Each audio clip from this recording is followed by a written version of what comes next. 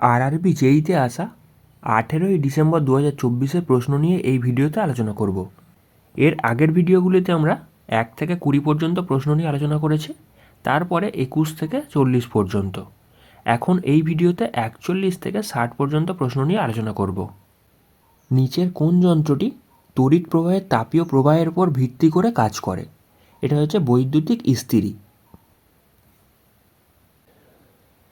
4ই ফেব্রুয়ারি 2024 থেকে 5ই এপ্রিল 2024 পর্যন্ত সময়ে বার্ষিক এত % সুদের হারে 4000 টাকার সরল সুদ কত টাকা হবে? এখানে বোঝার চেষ্টা করো। এখানে 2024 সালের কথা বলেছে, সেহেতু এটা লিপ ইয়ার, তাহলে ফেব্রুয়ারি মাস কত দিনের হয়ে যাচ্ছে? 29 দিনের হয়ে যাচ্ছে। আর এই 29 দিনের মধ্যে থেকে 4ই ফেব্রুয়ারি থেকে শুরু হয়েছে, সেক্ষেত্রে 29 মাইনাস 4, তাহলে টাকাটা কতদিন খেটেছে?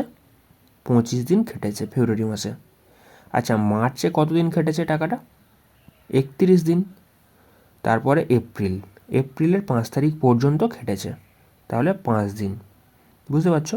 তাহলে যদি আমি সব কটাকে যোগ করি, লাস্টে এখানে 11-র 1, আর এখানে হাতে থাকলো 1, এখানে 6, তাহলে 61 দিন টাকাটা খেটেছে কত দিনের মধ্যে? 366 দিনের মধ্যে। 366 কেন? এখানে 2024, বুঝতে পারছো, লিপ ইয়ার, 366 দিনে বছর হচ্ছে, আর এখানে 61 দিন খেটেছে। আচ্ছা, এখানে এটা গেল তোমার টাইম, এটাই মেন বার করার ছিল। আচ্ছা, এখানে সরল সুদের ফর্মুলা ফেলবো, কারণ কি এখানে সরল সুদের কথা বলেছে। তাহলে এখানে প্রিন্সিপাল কত? 4000 টাকা, পি বলে দিয়েছে। আচ্ছা, টিটা আমরা বার করেছি 61/366। আচ্ছা, রেট অফ ইন্টারেস্ট কত? এখানে রেট অফ ইন্টারেস্ট বলেছে 5.25 ডিভাইড বাই 100, PTR/100 এই ফর্মুলা অ্যাপ্লাই করে দিয়েছি, কারণ কি এখানে সরল সুদের কথা বলেছে। সেক্ষেত্রে এইটাকে সলভ করলেই তোমাদের অ্যান্সার চলে আসবে। যদি কাটাকাটি করি, সেক্ষেত্রে দেখো এই দুখানা শূন্য, এই দুখানা শূন্য কেটে গেল। আচ্ছা, 61 দিয়ে এটা এখানে দেখো 6 6 36, আর 6 1 6, মানে 6 দিয়ে কেটে যাচ্ছে। আচ্ছা, এখানে বেসিক্যালি দেখো 3 দিয়ে কাটছে, 3 দুগুণে 6, এখানে যদি 3 দিয়ে কাটি সেক্ষেত্রে কত হচ্ছে? 3 1 3, আচ্ছা 3 7 21, 3 5 15। আচ্ছা, এখানে বেসিক্যালি পয়েন্ট বসে যাচ্ছে 1.75। আচ্ছা, তারপর এখানে দেখো এই 2 দিয়ে কাটছি, তাহলে এখানে 20 দুগুণে 40, তাই তো? আচ্ছা, তাহলে এটাকে গুণ করো, সেক্ষেত্রে কত চলে আসছে? সেক্ষেত্রে গুণ করলেই চলে আসছে তোমার 5 দুগুণে 10-এর 0, হাতে থাকলো 1। আচ্ছা, তারপর এখানে 7 দুগুণে 14, 15-র 5, হাতে থাকলো তোমার কত? এখানে 1, 2 1 2 1 3, আর এখানে বেসিক্যালি এখানে 0 আছে, বুঝতে পারছো? আর এখানে দেখো দুটো ঘর আগে পয়েন্ট আছে, তাহলে দুটো ঘর আগে পয়েন্ট পড়ে যাচ্ছে, মানে এখানে 35 তোমার correct answer. Option 4 correct answer হয়ে যাচ্ছে। ভারসাম্য বা ইকুইলিব্রিয়াম, এটা সম্পর্কে কোন বিবৃতিটি ঠিক? ভারসাম্য হলো এমন একটা পরিস্থিতি যেখানে কোনো পরিবর্তনের প্রবণতা থাকে না, এখানে ইকুইলিব্রিয়াম কন্ডিশনে থাকার চেষ্টা করে। সেটা হচ্ছে তোমার অপশান 1 কারেক্ট অ্যান্সার। অ্যামিবাতে খণ্ডিত হওয়ার সময় যে কোনো সমতলে বিভাজন ঘটতে পারে, অপশান 1 কারেক্ট অ্যান্সার। একটি সলিনয়েডের অভ্যন্তরে চৌম্বক ক্ষেত্রগুলির আকৃতি কেমন হয়? এটা হচ্ছে সোজা এবং সমান্তরাল, এখানে অপশান 4 কারেক্ট অ্যান্সার। নাগরিকত্ব সংশোধনী আইনটি 2019 সালে প্রণীত হয়েছিল এবং 11ই মার্চ 2024 এত তারিখে কী হয়েছে? স্বরাষ্ট্র মন্ত্রকের দ্বারা এটা কার্যকর করা হয়েছিল। এখানে একটা বিন্যাস দিয়েছে, এখানে 4-এর সাথে কত গুণ করেছে? 6 গুণ করেছে, সেক্ষেত্রে 4 6 24 হয়ে গেছে। তারপরে দেখো 24-এর সাথে 5 গুণ করেছে, এখানে 5 24 কত হচ্ছে? 120। আবার এই 120-র সাথে কী করেছে? 4 গুণ করেছে, সেক্ষেত্রে দেখো 4 12 48। তারপরেরটা কী করেছে? 3 দিয়ে গুণ করেছে, সেক্ষেত্রে 48কে যদি আমি 3 দিয়ে গুণ করি কত চলে আসছে? এখানে 3 আসতে 24-এর 4, হাতে থাকলে তোমার কত? এখানে 2, 3 4 12, আর 2 কত হয়ে যাচ্ছে? এখানে 14, তাহলে এখানে এত হয়ে যাচ্ছে। আচ্ছা, এইটাকে যদি আবার 2 দিয়ে গুণ করি, মানে বুঝতে পারছো জিনিসটা কী হচ্ছে? প্রথমে 6 দিয়ে গুণ হচ্ছে, 5 দিয়ে গুণ হচ্ছে, 4 দিয়ে গুণ হচ্ছে, 3 দিয়ে গুণ হচ্ছে, তারপর এখানে 2 দিয়ে গুণ হবে, বুঝতে পারছো? সেক্ষেত্রে তোমার এখানে যদি আমি এটাকে 2 দিয়ে গুণ করি কত চলে আসছে? এখানে দেখেই বুঝতে পারছো 4 দুগুণে 8, 4 দুগুণে 8, 2 একে 2, একখানা 0, সেক্ষেত্রে এখন মিলে যাচ্ছে। সেক্ষেত্রে তোমার এই মাঝখানে জিনিসটাই বার করতে বলেছিল, এখানে অপশান 1 কারেক্ট অ্যান্সার। একটি সলিনয়েডের অভ্যন্তরে চৌম্বক ক্ষেত্র সকল বিন্দুতে একই থাকে, সকল বিন্দুতে একই থাকে, অপশান 1 কারেক্ট অ্যান্সার। দুটি সম্পূরক কোণের মধ্যে বৃহত্তম কোণটির মান ক্ষুদ্রতম কোণটির চেয়ে 22 ডিগ্রি অধিক হলে ক্ষুদ্রতম কোণটির মান কত? এখানে বোঝার চেষ্টা করো। এখানে যেহেতু সম্পূরক কোণ দিয়েছে, দুটো কোণের সমষ্টি কত হবে? 180 ডিগ্রি, এটা তোমাদের খেয়াল রাখতে হবে। সেক্ষেত্রে দেখো, একটা কোণ যদি তোমার 84 ডিগ্রি হয়, তাহলে আরেকটা কোণ কত হবে? এখানে 96 হয়ে যাবে। এদের মধ্যে গ্যাপ কত? এদের মধ্যে গ্যাপ বেসিক্যালি হচ্ছে 12 ডিগ্রির। তাহলে এখানে বলেছে 22 ডিগ্রি গ্যাপ হতে হবে। তাহলে প্রথমটা আউট হয়ে গেল। তারপরেরটা এরকমভাবে চেক করে দেখবে। এখানে বেসিক্যালি দুটো কোণের সমষ্টি কত? 180। সেক্ষেত্রে একটা যদি 84 হয়, আরেকটা কত হবে? 96। এই রকমই একটা যদি 86 হয়, তাহলে আরেকটা কত হবে? 94 হবে। বুঝতে পারছো? দুটো কোণের সমষ্টি কত? 180। সেক্ষেত্রে এদের মধ্যে গ্যাপ কত? এদের মধ্যে গ্যাপ হয়ে যাচ্ছে বেসিক্যালি 8 ডিগ্রির। তাহলে এইটাও তোমার আউট হয়ে গেল। তারপরেরটা চেক করে দেখো, এখানে দিয়েছে 79। একটা যদি 79 হয়, তাহলে আরেকটা কত হবে? 101।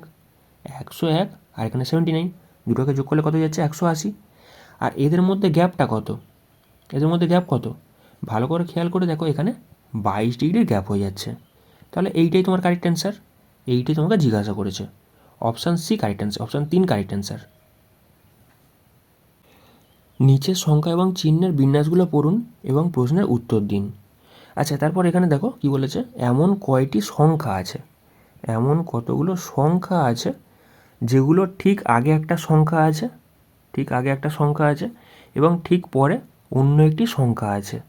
ঠিক আছে, আগে একটা সংখ্যা আছে, পরে অন্য একটা সংখ্যা আছে, এমন কতগুলো সংখ্যা আছে। সেক্ষেত্রে দেখো, যে কোনো সংখ্যা 3টে পরপর হতে হবে, 3টে পরপর সংখ্যা থাকতে হবে। এখানে ভালো করে খেয়াল করে দেখো, কোথাও পরপর 3টে সংখ্যা নেই, পরপর 3টে সংখ্যা কোথাও নেই। সেক্ষেত্রে তোমার একটাও নেই। এখানে তোমার অপশান 1 কারেক্ট অ্যান্সার হয়ে যাচ্ছে। একটি উপাদানের রোধাঙ্ক কত?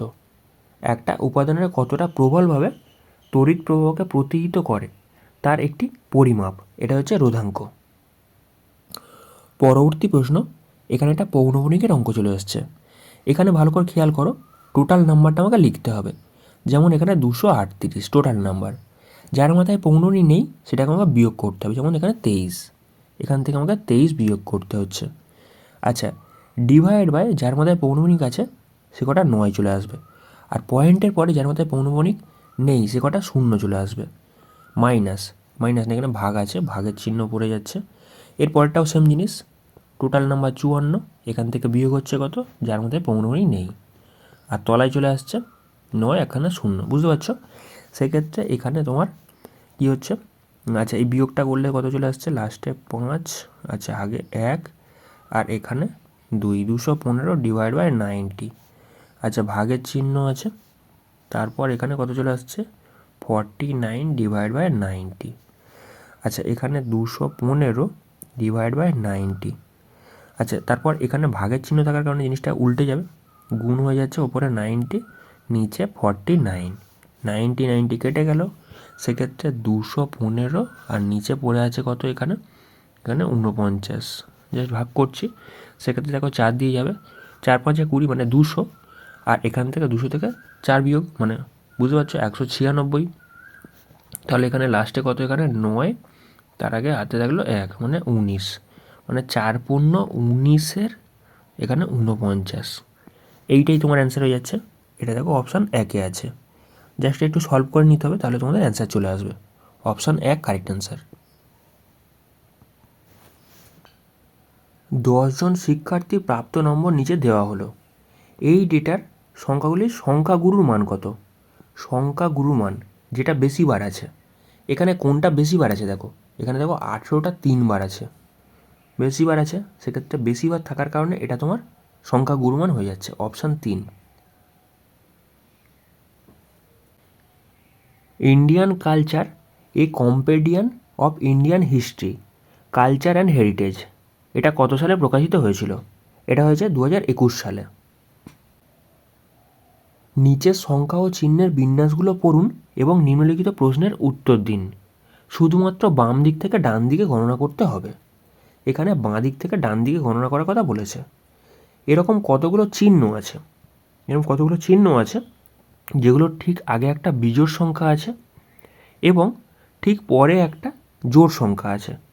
আগে বিজোড় পরে জোড়, চিহ্ন মাঝখানে, এরকম কতগুলো চিহ্ন আছে। সেক্ষেত্রে দেখো এখানে আগে বিজোড় পরে জোড়, মাঝখানে একটা চিহ্ন আছে। আর কোথায় আছে? দেখো এইখানে আছে। আর কোথায় আছে? এইখানে। সব জায়গায় দেখো আগে একটা বিজোড় সংখ্যা, পরে একটা জোড় সংখ্যা, মাঝখানে একটা চিহ্ন আছে। সেক্ষেত্রে 3 জায়গায় আছে। সেক্ষেত্রে অপশান 3 কারেক্ট অ্যান্সার, 3। পরবর্তী প্রশ্নে একটা ত্রিকোণমিতির প্রশ্ন দিয়েছে। এখানে ভালো করে খেয়াল করো। এখানে আমাদের একটা ফর্মুলা মাথায় রাখতে হবে, sine square theta plus cos square theta সমান 1 হয়। এই ফর্মুলাটা আমাদের মাথায় রাখতে হবে। সেক্ষেত্রে দেখো এখানে সাইন স্কোয়ার 63 দিয়েছে, আর এখানে সাইন স্কোয়ার 27 ডিগ্রি দিয়েছে। এইটাকে আমি কি লিখতে পারি? সাইন স্কোয়ার 23 ডিগ্রিকে আমি কি লিখতে পারি? এটাকে আমি লিখতে পারি কসে স্কোয়ার 63 ডিগ্রি, লিখতেই পারি। যা সেগুলোকে তোমাকে পরীক্ষার খাতায় তাড়াতাড়ি করতে হবে। আচ্ছা, এই রকমই এই 73 আর এখানে 17 আছে। সেক্ষেত্রে আমি এই কসে স্কোয়ার 17 ডিগ্রি, এটাকে আমি কি লিখতে পারি?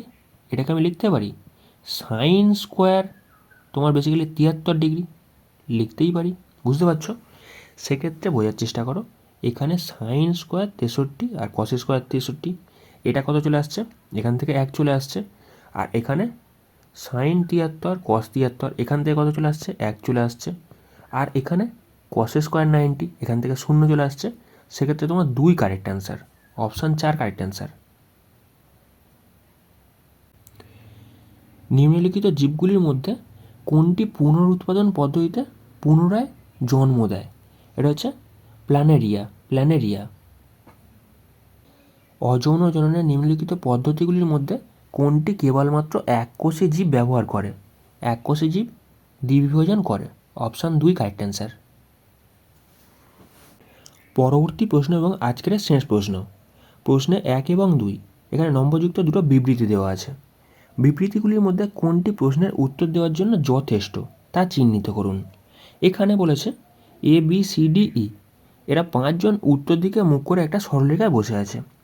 টোটাল এখানে 1 2 3 4 5 জন উত্তর দিকে মুখ করে বসে আছে। আচ্ছা, একদম বাম প্রান্তে কে বসে আছে সেটা আমাকে বার করতে হবে। এই পজিশানে কে আছে সেটা আমাকে বার করতে হবে। আচ্ছা, 1 নম্বর বিবৃতিতে কি বলেছে? এখানে রয়েছে ডি সি এর ডান দিকে দ্বিতীয় স্থানে বসে আছে। এখানে বেসিক্যালি ডি সি এর ডান দিকে দ্বিতীয় স্থানে বসে আছে, মানে মাঝখানে এই স্টারের জায়গায় কেউ না কেউ বসে আছে। বুঝতে পারছো? এখান থেকে কি বলতে পারবো এই স্থানে কে বসে আছে? বলতে পারবো না। তার পরের বিবৃতিতে কি বলেছে? ডি এবং সি, মানে বি এবং ডি এর মাঝখানে 2 জন বসে আছে। বি আছে আর ডি আছে, বেসিক্যালি 2 জন বসে আছে। এটা বেসিক্যালি তো ইন্টারচেঞ্জও হতে পারে, বি আর ডি তো ইন্টারচেঞ্জও হতে পারে। আর কোন পজিশনে বসে আছে সেটাও বলতে পারবো না। বুঝতে পারছো? তার মানে এখানে এটা স্যাটিসফাই করছে না। মানে এখানে 1 আর 2 যদি দুটোকে মেলানোর চেষ্টাও করতাম, তাহলে এখানে দেখো ডি আর বি, মানে এখানে বেসিক্যালি একখানা স্টার, এখানে একখানা স্টার, এখানে বি বসতো। বি আর ডি এর মাঝখানে 2 জন, বুঝতে পারছো? বি আর ডি এর মাঝখানে 2 জন। তাহলে এখানে টোটাল কতজন হয়েছে? 1 2 3 4 5 6 জন হয়ে যাচ্ছে। কিন্তু এখানে দেখো 5 জন দিয়েছে।